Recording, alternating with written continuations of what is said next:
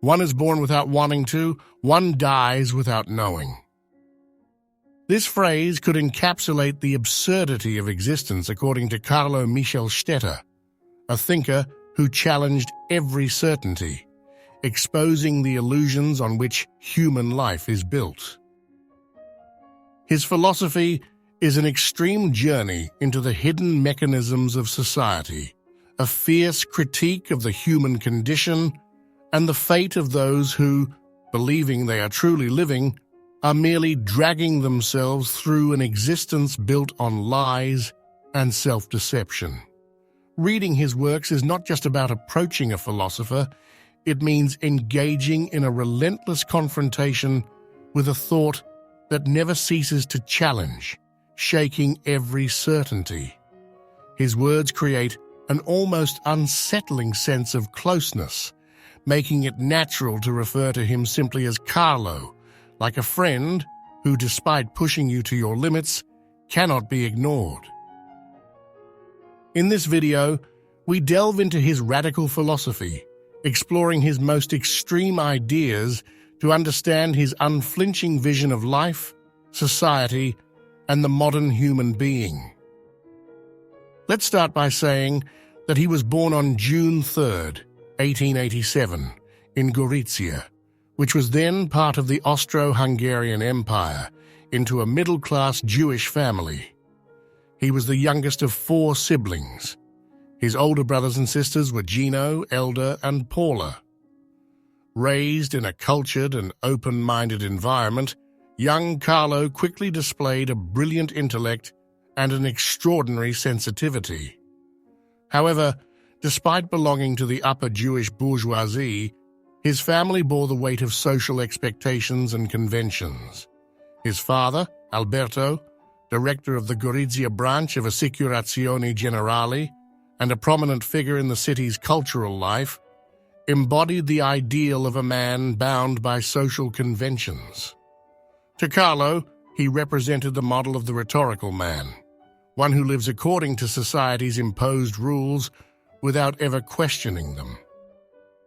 In this context, the family's traditional mindset would inevitably clash with the philosophy Carlo would develop throughout his life. From an early age, he began to question the established order imposed by society. The contrast between the strictness of his upbringing and his yearning for freedom became one of the central elements of his philosophical reflection, leading him to develop a radical way of thinking that we will soon explore. Carlo studied at the Classical High School in Gorizia, and after graduating in 1905, first enrolled in the Faculty of Mathematics in Vienna before moving to Florence, where he devoted himself to art and philosophy. There, he attended the Academy of Fine Arts and later took literature courses, immersing himself in the classics of philosophy, from the Greek tradition of Plato and Aristotle to modern thinkers like Schopenhauer and Nietzsche, to name a few. In 1909, he returned to Gorizia to write his thesis, dedicating himself entirely to writing. Right here, while writing Persuasion and Rhetoric, he found himself in a state of growing isolation and despair. The suicide of his older brother Gino, which had occurred a few years earlier, had left a deep mark on him, and the weight became increasingly unbearable. It wasn't depression in the conventional sense, but rather a lucid and rational exasperation. Carlo saw life itself as a trap, a meaningless race toward nothingness, and society as a vast mechanism of self-deception. But while his mind sharpened, his spirit seemed weighed down by a growing sense of oppression. On October 17, 1910, at the age of 23, he submitted his thesis to the University of Florence, taking what appeared to be the final step in his academic journey. But just hours later, something shocking happened. With a single gunshot, he chose to end his life, an extreme act that still raises unsettling questions today. Was it a philosophical suicide, the logical culmination of his thinking? Or was it the desperation of someone who could no longer bear the weight of his own vision of the world? The tragedy of his family did not end with his death. His father, Alberto, passed away in 1929, possibly due to natural causes. Nadia Baradin, the woman Carlo had fallen in love with, took her own life a few years after his suicide. But it was the years of World War II that sealed the fate of the Michelstaedter family.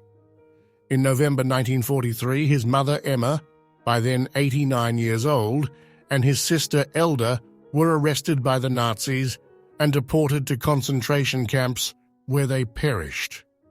The only survivor of the family was Paula, who managed to escape by taking refuge in Switzerland, evading both world wars and Nazi persecution. And so, what was initially meant to be just a university thesis turned into his most significant work, Persuasion and Rhetoric, which was published posthumously in 1913, thanks to the efforts of his friend Vladimiro Aranjo Ruiz. It became much more than a simple academic paper. The text emerged as a fierce critique of the very structure of civilization, exposing the mechanisms through which humans deceive themselves into believing they own their lives when, in reality, they are prisoners of them. Initially read only by a small circle of scholars, over time, the work has established itself as one of the most profound philosophical manifestos of the 20th century, capable of shaking anyone who engages with it. Now let's explore some extraordinary passages that reveal its full power and radicalism. Carlo starts with a ruthless observation. Society imposes an order based on rhetoric, a language that does not express truth, but constructs a shared illusion. From childhood, every individual is directed toward a predetermined path, unconsciously accepting the rules of a game they never chose. The result is a life lived in an invisible cage, where adherence to social expectations is mistaken for personal fulfillment. But what happens when someone refuses this imposition? Carlo calls persuasion the state in which an individual breaks free from the chains of conformity and attains an authentic existence, an inner balance that does not depend on external approval. The difference between persuasion and rhetoric is not merely conceptual, but existential. Rhetoric is the language of the world, the mechanism through which society convinces individuals that they are free while they actually follow a predetermined script. Through norms, institutions, culture, and tradition, a system is built to ensure that everyone remains in their place, living preordained lives without ever questioning their true purpose. Persuasion, on the other hand, is the state of those who dare to look beyond, rejecting compromise with illusion and choosing to live authentically, following their true nature. The main issue is that rhetoric provides comfort. Humans, in their desperate attempt to escape the anguish of uncertainty, prefer to deceive themselves with false certainties rather than face the unknown. The clearest example is how society defines success: career, social status, recognition. These external validations push individuals to constantly seek approval, forfeiting their inner freedom in the process. Carlo, however, argues that true fulfillment does not lie in conformity, but in discovering an authentic and personal sense of existence. To better understand this concept, one can look at the figure of the sage in ancient philosophy. Socrates, for example, did not seek ready-made answers, but encouraged questioning every certainty.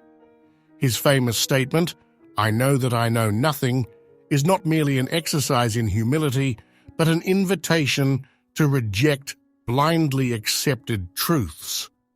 Similarly, the philosopher urges breaking away from rhetoric and seeking persuasion as the only path to a truly meaningful and fulfilling life.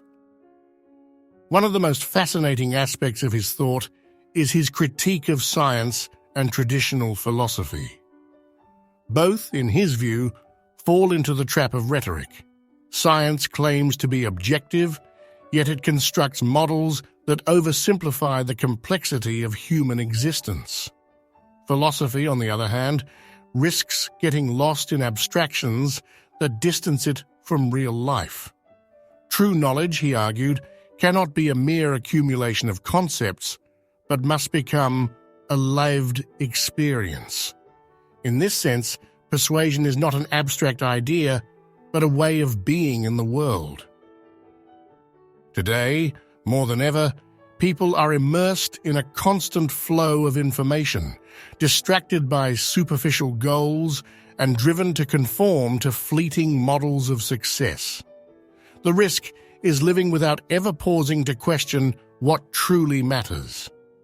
His philosophy calls for a radical shift in perspective, to stop seeking external validation and start building one's existence on deep self-awareness. The central question remains open. Is it possible to escape rhetoric and live according to persuasion?